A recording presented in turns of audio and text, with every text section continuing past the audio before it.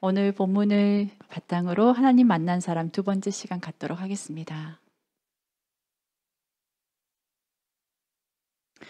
저번 시간에 하나님 만난 사람은 하나님께 예배를 드린다라고 말씀드렸죠.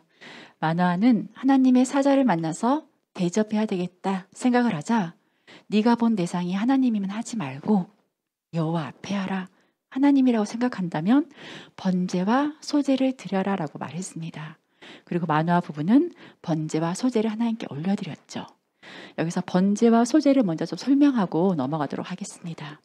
번제는 히브리어로 올라라고 하면서 올라가다, 또 실어 올리다, 높이다 라는 의미가 있습니다. 다시 말해서 위로 올려드리는 제사라는 말입니다. 위로 올라가는 제사로 불로 태워진 희생의 제상의 향기가 하나님께 상달되는 것을 번제라고 합니다. 소제는 분배하다, 수여하다 라는 것으로 헌물이나 조공, 희생 제사를 뜻하는데 특별히 피가 없는 곡식 제물로 제사를 드릴 때 소제라고 합니다. 그 외에 화목제, 속건제, 구약의 5가지 5대 제사나 성막, 절기 모두 예수 그리스도의 구속과 연관되어 있습니다. 하나님의 아들 예수님께서 이 땅에 오셔서 하나님 앞에 우리 죄를 대신해서 번제를 드리심으로 하나님께로 올라가는 예수 그리스도의 구속을 뜻하고, 소제는 그렇다면 구원받은 자가 생명의 떡, 말씀의 떡 대신 예수님을 생활을 하고 있다는 것을 말하고 있죠. 이거 우리한테 더 적용해 보면 예수 그리스도의 구속에 통하여서 거듭난 사람은 육신의 양식을 먹고 살아야 성장할 수 있듯이 영적인 양식을 먹고 살아야 된다는 것을 말씀하고 있습니다. 그래서 구원받은 하나님의 백성은 떡으로만 사는 것이 아니라 하나님 앞에서 나온 말씀으로 사는 것이죠. 그러므로 하나님 만난 사람은 또한 구원받는 사람, 하나님의 백성들은 그 외에 제사가 있지만 2가지는 반드시 해야 합니다. 번제와 소제. 하나는 거듭남, 중생, 그리스도 안에서 새로운 피조물로 태어나는 것입니다. 그리고 이 사람이 하나님 앞에서 예배드리면서 하나님 앞에 말씀의 삶을 사는 것, 이 2가지만 봐도 하나님을 만난 사람이구나, 하나님 백성이란 것을 알 수 있습니다. 말씀을 통해서 거듭난 사람은 반드시 하나님께 예배가 드려지고, 또 2번째, 말씀을 사모하고 말씀 중심의 삶을 살아가게 되겠죠. 오늘 본문에 하나님 만난 삼손의 아버지 마노아는 하나님의 사자의 말씀에 순종하여 번제와 소제를 드립니다. 염소 새끼와 소 제물을 드렸을 때 하나님은 불로 마노아의 예배를 연락해 주셨습니다. 이와 같이 하나님 만난 사람은 예배를 드리고 하나님 만난 사람은 말씀의 삶을 살게 되는데, 하나님은 그 예배와 말씀의 삶을 사는 그 사람에게 반드시 응답해 주십니다. 그래서 예배는 하나님 만나는 통로이고, 예배는 하나님의 임재를 경험하는 통로이고, 또한 예배는 하나님의 말씀을 듣고 삶의 방향을 설정하는 것이 바로 예배인 것입니다. 그리스도인에 있어서 가장 중요한 것이 바로 예배이죠. 하나님을 만나고 교제하고 하나님의 뜻을 전달받고 하나님을 만나는 삶을 우선순위로 둬야 합니다. 지금도 하나님은 종교인을 찾는 것이 아니라 신령과 진리로 예배드리는 자를 찾고 계신다라고 성경은 말씀하고 있습니다.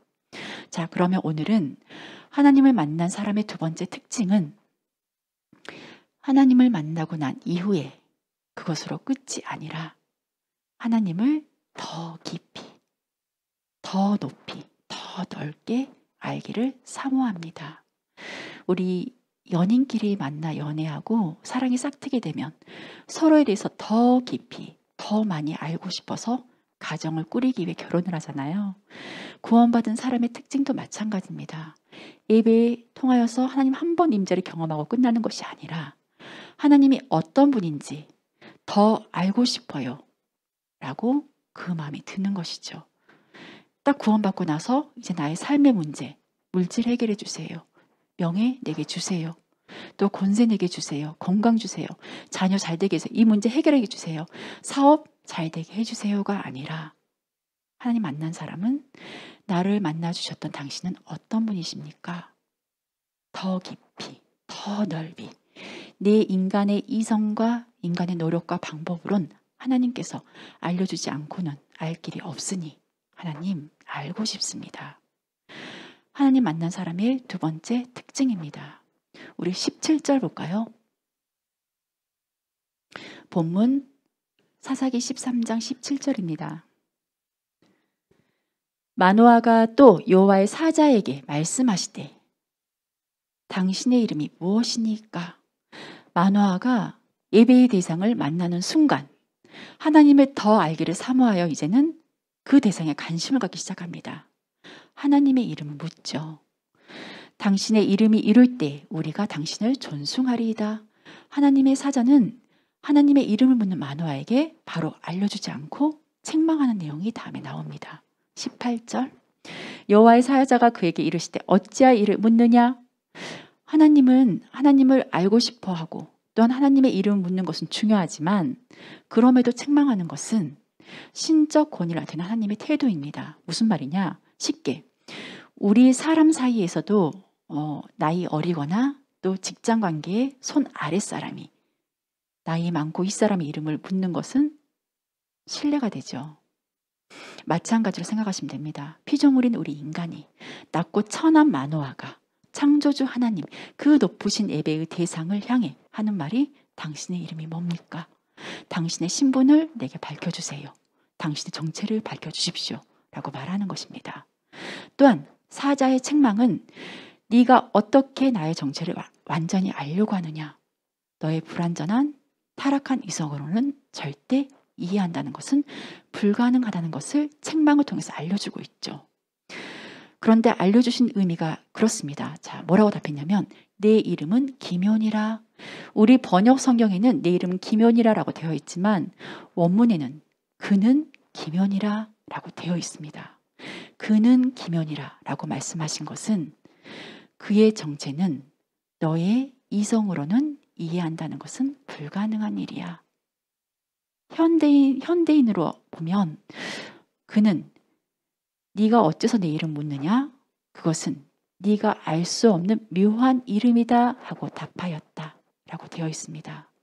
다른 번역도 기묘를 비밀이라고 해석하고 기록하고 있습니다. 즉 너의 머리로는 이해할 수 없다라는 것이죠. 너의 머리는 절대 전능자, 기묘자 하나님을 깨닫는다는 것은 0.1%도 불가능한 일이야 이렇게 말씀하고 있습니다. 내 이름은 기묘니라. 하나님의 사자의 신분은 마노아가 즉 인간이 생각하는 것 이상으로 그의 머리로는 그의 판단으로는 도저히 따라갈 수 없는 이해할 수 없는 깨달을 수도 없는 판단 자체도 할 수 없는 분이다 이런 의미입니다. 마노아 부부에게 두 번씩이나 나타난 하나님의 사자는 과연 누구였을까요? 나는 기묘니라 했던 그분은 누구였을까요? 단순한 천사가 아니었습니다. 성경에 어디를 봐도 천사를 향해서 기묘라고 불리우는 천사는 없었습니다. 또한 기묘라고 불리우는 지상의 존재도 한 사람도 없지요. 천사도 피조물의 영장인 사람도 아니라면 그는 분명히 신성을 가진 분이었습니다. 신성을 가지긴 가지셨는데 그럼 그는 하나님이셨을까요? 성부 하나님? 성부 하나님은 아닙니다. 성부, 성자, 성령 하나님, 즉 삼위일체 하나님을 오해해서 양태론에 빠지게 되는데 양태론은 한 하나님으로 존재하지만 즉 본질은 하나이지만 그 역할에 따라서 성부 하나님도 됐다가 성자 예수님도 됐다가 성령 하나님도 되는 예를 들면 물이라는 본질은 하나이지만 형태에 따라서 기체, 수증기가 되기도 하고 액체, 물이 되기도 하고 또한 고체, 얼음이 되기도 하는 것처럼 성부 하나님, 성자 하나님, 성령 하나님 각각 위격을 배척하는 삼위일체 하나님 부인하는 이단입니다. 그럼 구약에 하나님 만난 사람은 단 한 사람도 없습니다. 성부 하나님 본 사람도 없습니다. 그렇다면 무슨 말이냐? 구약에 만난 모든 하나님의 사람들이 만났던 그 천사는 바로 성자 예수님을 만난 것입니다. 성부 하나님을 만난 것이 아니라 성자 예수님을 구약에 만났다라고 생각하시면 됩니다. 그래서 구약 성경에는 여호와 또한 하나님의 천사라고 기록되었는데 이스라엘 백성이 위험에 빠질 때마다 전쟁의 위기에 처할 때마다 시련과 고난이 올 때마다 나타나셔서 도와주신 분으로 신적 권위와 능력은 가지고 있었지만 절대로 성부 하나님은 아니십니다. 때로는 천사를 부릴 때도 있지만 오늘 본문에 나온 이 천사는 다른 천사들과 근본적으로 분리된 분이십니다. 그러면서도 백성들을 아주 사랑하셔서 위험에 처할 때마다 나타나셔서 도와주시고 인도해 주시고 붙잡아 주신 분이십니다. 그래서 처음에 이 마노아는 자기에 나타난 이 사자를 사람으로 착각했죠. 그래서 사람으로 생각하거든 대접하지 말고 또 사람을 위해 섬기려고 하는 물질, 시간 차라리 너나 돌보고 하나님께 예배드려라 라고 책망을 듣게 되었잖아요. 저번 시간에 한 내용이죠. 마노아는 생각하기를 하나님이 이 사람을 우리 가정에 보내셨다라고 생각한 것입니다. 그러나 이 사람이랑 이 사람과 대화를 나누다 보면 나눌수록 겉모양은 평범한 사람이지만 그 안에는 하나님의 놀라운 영광과 신성이 있다는 것을 조금씩 깨닫기 시작했죠. 그는 기묘라. 우리는 그 존재 이해할 수 없습니다. 비밀. 왜냐하면 그 기묘자, 전능자, 하나님은 땅에 속한 존재가 아니라 창조주 하늘에 속한 분으로 1, 2차원에 속한 이 세계에 속한 우리가 5차원의 세계에 존재하는 그 세계를 창조하신 그분을 이해한다는 것은 절대 불가능한 일이죠. 타락한 이성, 타락한 성품, 우리 인간의 의, 깨달음, 우리 인간의 불완전한 생각과 마음을 가지고는 또한 온죄를 가진 인간이 하나님이 어떤 분이다, 하나님 만났다, 천국을 다녀왔다 라는 그 모든 말들은 다 거짓말입니다.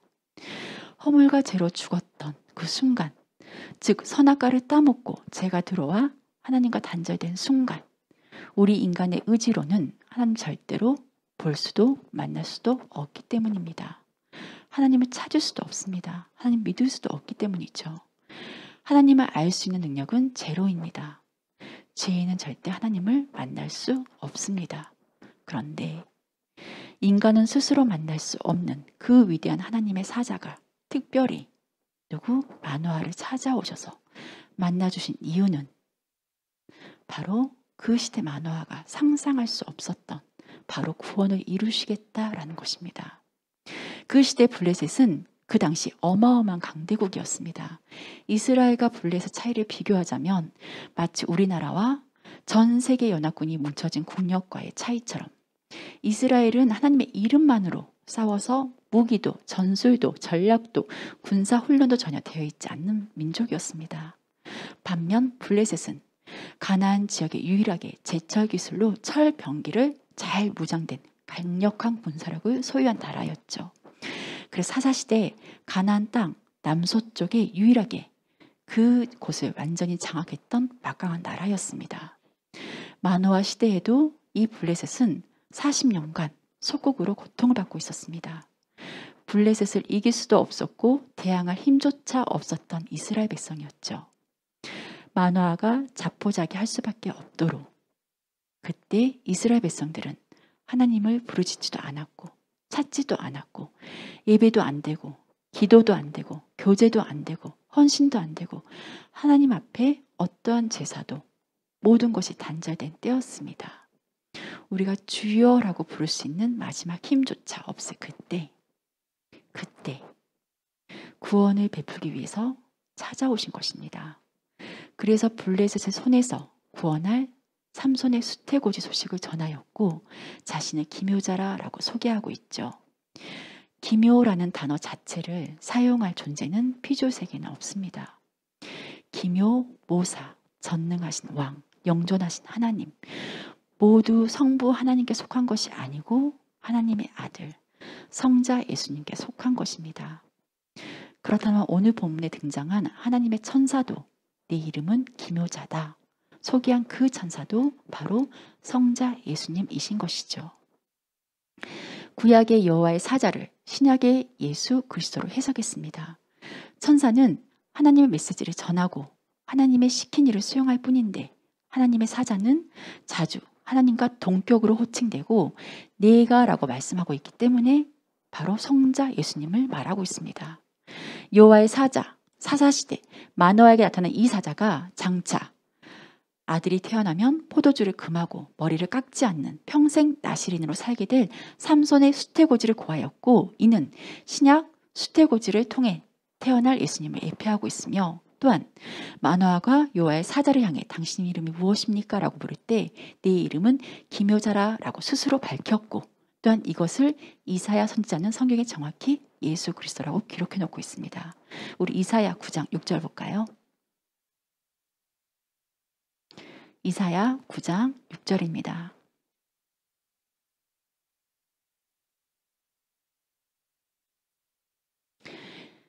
이는 한 아기가 우리에게 낳고 한 아기가 한 아들을 우리에게 주신 바 되었는데 그 어깨에는 정사를 메었고 그 이름을 뭐라고요? 기묘자라, 모사라, 전능하신 하나님이라, 영존하신 아버지라, 평강의 왕이라 할 것임이라. 그래서 마노아가 만났던 이 천사는 성자 예수 그리스도, 성육신하신 예수님, 성자 하나님이신 것입니다. 성자 하나님이 사람의 몸으로 있고 사람에게 나타나셔서 사람의 인생의 문제를 해결하러 친히 오신 것이죠. 절대 죄인은 하나님 만날 수 없잖아요. 그래서 구약의 하나님을 만난 모든 사람은 성자 예수님 통해서 거듭난 사람들입니다. 성자, 기묘자 예수 그리스도 이름을 적용해 보면 우리가 교회에서 신앙생활 할 때 기묘자, 이중성을 가지고 있는 우리의 모습을 발견하게 됩니다. 이중 인격자는 아니지만 이중성을 가지고 교회를 다니게 되는데 이게 무슨 말이냐? 예를 들어서 고향도 다르고 직업도 다르고 성격도 다르고 다 다른 죄인들이 모여 지내는 곳이 어디죠? 교회지요. 그래서 교회는 완전하지 않죠. 교회 교인들도 사역자들도 리더들도 완전하지 않습니다. 우리가 왜 시험 들죠? 어떻게 그럴 수 있지? 심지어 교회에서 라고 착각하기 때문입니다. 교회에서 완전을 요구하는 순간 모든 것이 다 시험거리가 됩니다. 목회자에게, 전도사에게, 간사에게, 회장에게, 리더에게, 임원에게, 목자에게 완전을 요구하면 안 됩니다. 예배가 안 되고 은혜가 안 되고 교회 출석만 간신히 하면서 믿음과 신앙이 다 떨어진 청년들 왜 그럴까요? 자신의 신앙도 별 볼 일 없지만 주변 사람의 기대치가 너무 컸기 때문이죠. 교회 리더자는 완벽해야 돼. 흠도 점도 없어야 돼. 완벽해야 돼. 이런 완벽을 추구하다가 결국 그 완벽의 요구가 들어주지 않을 때 그 사람은 넘어지고 말죠. 그래서 교회를 떠나고 그래서 모든 관계가 깨지고 혼자서 예배만 드리고 왔다 갔다 전혀 공동체에 속하지 못하게 되어버립니다. 본인도 죄인으로 완벽하지 않음에도 불구하고요. 리더들의 완벽하지 않는 모습 또한 리더의 완벽을 요구하다가 시험 들어서 신앙이 밑바닥으로 떨어져 오히려 더 죄만 짓고 교회 당당히 오지 못한 교인들의 모습들. 여기서 중요한 것은 이해하기 쉽도록 우리가 신앙생활의 이중성이라고 표현했지만 그럼에도 불구하고 우리 속에는 기묘가 있다라는 것입니다. 무슨 말이냐? 하나님의 영광이 있다라는 것입니다. 예배 가운데, 교제 가운데 우리가 때론 화를 내고 스트레스 쌓이고 사기도 치고 거짓말하고 남을 실망시켜 넘어뜨리기도 하지만 그 속에 하나님의 백성에겐 하나님의 기묘가 있다라는 것. 이 이중성을 잊어버리면 안 됩니다.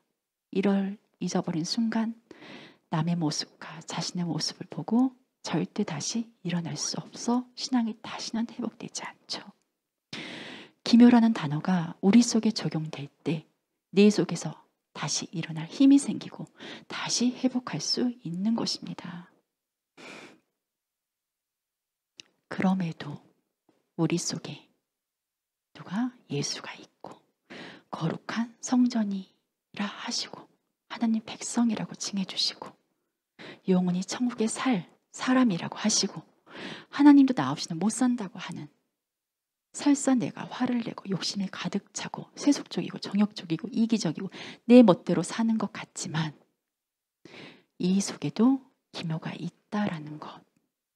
이 사실을 오늘 믿으시고 정체성을 회복하시기 바랍니다. 다시 일어나시기 바랍니다. 내가 내 자신을 볼 때 얼마나 실망스러운지 모릅니다. 구원받은 우리 속에 하나님 뜻대로 살려고 몸부림치지만 그렇게 살지 못한 내 자신을 보고 하나님은 그대로 가만히 있고 사람 나한테 뭐라고 하지 않는데 내가 나를 막 네가 정말 구원받은 사람 맞아? 엊그제 그렇게 은혜 받고 또 옛날 습관을 버리지 못해 결국 굴복당하는 내 모습 보고 내가 그럼 그렇지 뭘 스스로 또 실망하며 괴로워하고 스스로를 비하하고 책망할 때가 얼마나 많은지 모릅니다. 그런데 하나님은 그러시는 거예요. 그럼에도 불구하고 너는 기묘자야. 무슨 말일까요? 하나님의 놀라운 은혜와 하나님의 영광이 이 오합지졸 같은 무질서하고 더럽고 추한 죄인들이 모인 교회 속에 나의 영광이 있다라고 하십니다. 하나님의 은혜가 있고 하나님의 능력이 있고 하나님의 역사가 있다라는 것입니다. 이것을 보라는 것입니다. 우리 남자 청년들 군대 가기 전에 온갖 다짐을 하고 들어가죠. 구원받았으니 구원받은 자답게 예배 잘 드리고 만난 영혼들 한 명이라도 복음 전하고 또한 제자대도 하고 구원의 감사와 감격만큼은 잃지 않겠다고 몇 달만 지나면 그런 다짐 생각도 나지 않죠. 그대가 훈련받고 그 환경에 살아남기 위해서 악만 남아있는 자신을 보고 어떤 생각이 드셨나요? 그토록 영적 집인 교회가 그리워서 막상 휴가 나와서 예배 드릴 때 나의 기대와는 달리 다르게 느껴지는 이 신앙의 이질감 속에 그 당혹함 앞에 어떤 생각이 들었나요? 군대뿐만이 아니죠. 세상에 치열하게 전쟁을 치르다 내가 누구인지도 모른 채 바삐 살아가다가 일주일에 단 한 번도 하나님 생각을 하지 않고 주일에 예배도 그 바쁜 일상 가운데 하나 아무 생각 없이 앉았는데 조용히 울려 퍼지는 찬송이 바로 내가 누구인지 떠오르게 만들 때 어떤 생각이 들었나요? 우리가 하나님의 백성이고 거룩하게 살고 경건의 모양을 갖추고 신앙생활하고 이런 하나님의 영광이 있잖아요. 그럼에도 불구하고 다른 죄인의 성품이 그대로 우리 안에 있다라는 것. 이것이 우리에게 적용된 기묘의 의미입니다. 이것을 인정하면 우리가 남을 판단하고 정죄하고 어떻게 저럴 수 있어? 하며 시험되지 않게 됩니다. 우리가 하나님 말씀에 시험되나요? 아니죠. 거의 주변 사람들의 가까운 교인들 때문에 시험되고 넘어지잖아요. 이런 이중성을 하나님 사람들처럼 살아가고 있는 죄인이라 할지라도 그 속에 하나님의 은혜가 있고 하나님의 능력이 있고 하나님의 영광이 있구나 라고 발견하는 그 사람을 거듭난 사람, 영적인 사람이라고 합니다. 이를 볼 줄 아는 사람, 이 사람을 그리스도인이라고 합니다.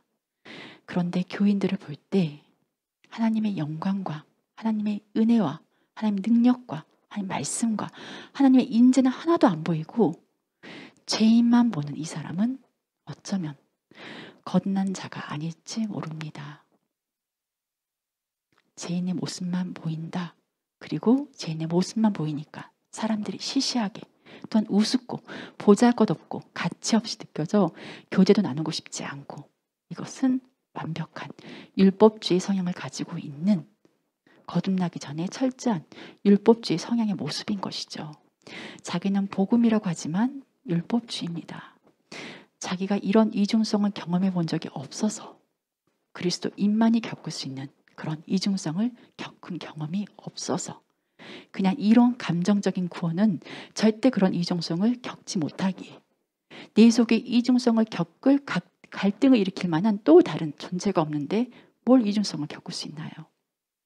진짜 거듭난 사람은 생명이 있는 사람은 살아난 영이 있는 사람은 상대의 이중성을 보면서 그럼에도 그 안에 하나님의 영광, 기묘가 그 안에 있지. 그래서 죄인 속에 하나님의 영광을 볼 줄 아는 사람, 그 신적인 능력을 체험할 수 있는 사람, 이 사람은 복된 사람임에 틀림없습니다.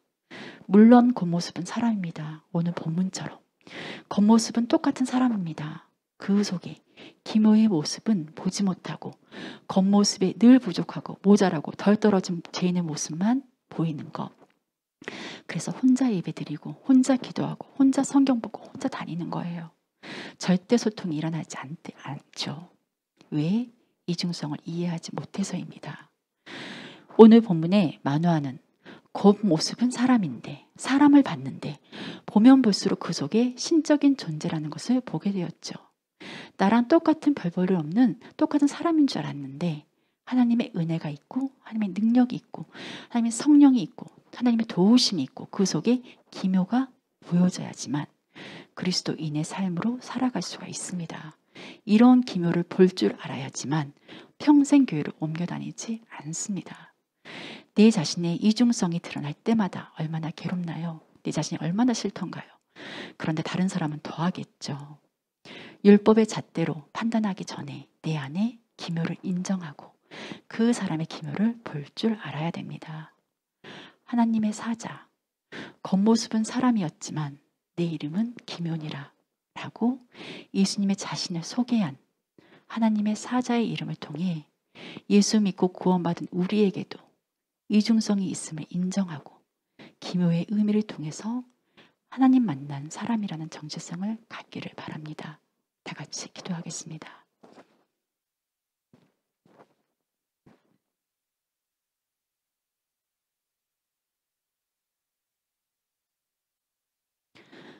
허물과 죄로 주고 겉사람의 모습, 죄인의 모습, 모든 생각과 행동이 불의를 쫓아 죄를 짓고 죄책감과 이로 인해 버림받을까봐 늘 두려워하고 열등감 속에 서로를 이해하기보다는 상처 주며 살았던 우리 인생 가운데 창조주가 피조물인 사람의 모습을 입고 찾아오셔서 우리 속에 기묘인 속사람을 다시 살려주시고 살아난 속사람, 새로운 피조물로 살아가야 함에도 불구하고 여전히 우리의 모든 생각과 이성은 타락하였기에 죄된 생각과 죄된 행동으로 나의 겉모습, 다른 사람의 겉모습만 보며 쓰러져 낙담하고 있나요?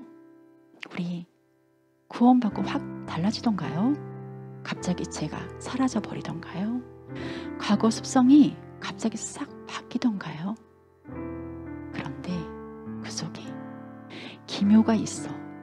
겉모습은 별 볼 일 없어 보이지만 우리 속에 기묘는 세상을 이길 힘이 우리 속사람, 기묘 안에 있다는 사실을 잊고 지냈습니다.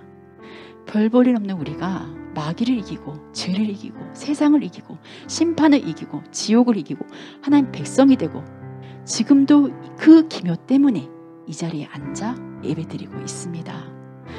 그 기묘가 없으면 우린 예배드릴 수가 없습니다. 우리 안에 있는 기묘, 다른 사람 안에 있는 기묘를 볼 줄 아는 진정한 그리스도인으로서 일평생 행복하게 신앙생활하는 우리 헵시바 청년 한 사람 한 사람 되게 하여 주시옵소서. 다 같이 기도하겠습니다.